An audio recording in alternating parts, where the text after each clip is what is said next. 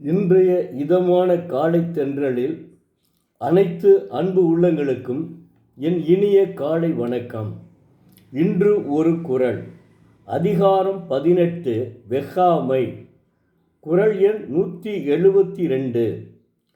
படுபயன் வெக்கி பழிபடுவ செய்யார் நடுவன்மை நாணுபவர். தெய்வப்புலவர் திருவள்ளுவர். பிறர் பொருளை விளைவினால் தமக்கு வரும் பயனை விரும்பி அது விளைவதற்கு பழியின் கண்ணே படுஞ்செயல்களை செய்யார் நடுவு நிலைமை அண்மையை அஞ்சுபவர் என்கிறார். நடுவு நிலைமைதான் ஒருவனுக்கு புகழை கொடுக்கும். நடுவு நிலைமை தவறுதல் பழியைத்தான் கொடுக்கும். நடுவு நிலைமையோடு ஒருவன் பொருள்களை சேர்த்தால் அந்த பொருள் அவனுக்கு தங்கும். அது மட்டுமின்றி அவனுடைய சந்ததிகர் வழியினருக்கும் அந்த பொருள் மிஞ்சி இருக்கும், கடைசி வரை இருக்கும். நடுவு நிலைமை தவறி வரும் பொருள்கள் இருக்காது, அது பயனையும் தராது. அதனால் நடுவு நிலைமையோடு ஒரு மனிதன் இருக்க வேண்டும்.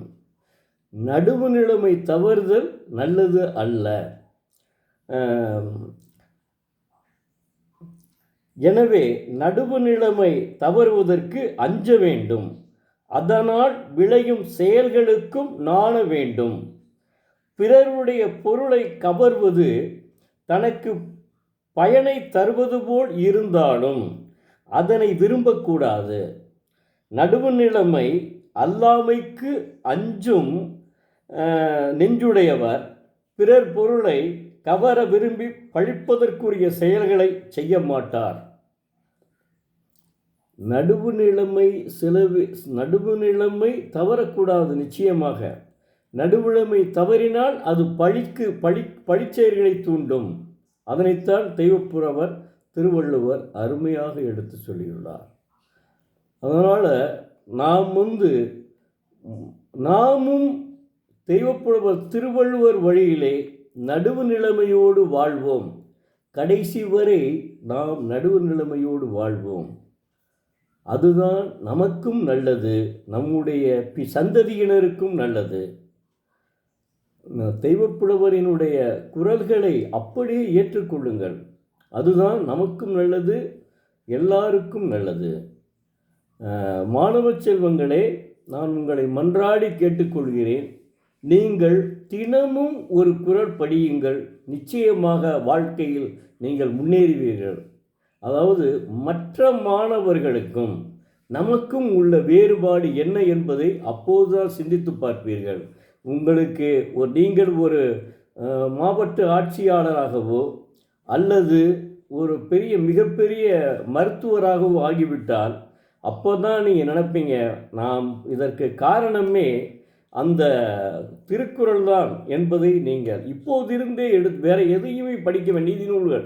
இது நீதிநூல். இது படித்தால் நீங்கள் நிச்சயமாக வாழ்க்கையில் வெற்றி பெறுவீர்கள். அதனை மனதில் கொண்டு உங்களுக்காக தான் நான் எல்லாமே பேசி வருகிறேன். காரணம், நீங்கள் வளரும் சந்ததியினர். நாங்கள்லாம் இப்போ கிட்டத்தட்ட 60 தாண்டி விட்டோம், 70க்கு வந்து விட்டோம் நாங்கள்.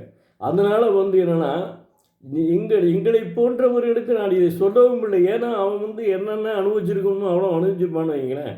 அவர்களை பற்றி நான் கவலைப்படவும் இல்லை, சொல்லவும் இல்லை.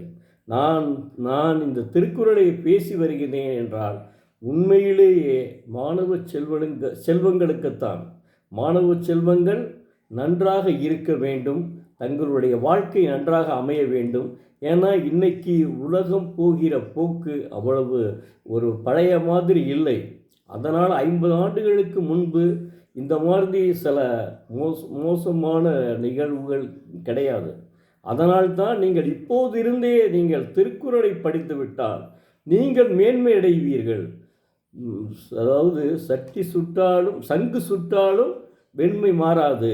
அதுபோல உங்களுடைய யார் உங்களை கெடுக்க நினைத்தாலும் நீங்கள் தவறுக்கு ஆளாக மாட்டீர்கள், தவறு செய்ய மாட்டீர்கள்.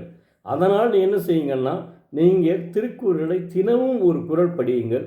அலைபேசியை தவிர்த்து விடுங்கள். அது அப்புறம் அலைபேசியை உபயோகிங்கள். எதுக்குன்னா வேண்டிய சமயத்தில் உபயோகிங்கள். மற்ற நேரங்களில் அலைபேசியை தவிர்த்து விடுங்கள்.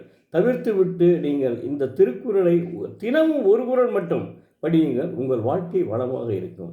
நன்றி, வணக்கம். நாளை மீண்டும் ஒரு குறளோடு சந்திக்கிறேன் உங்களை.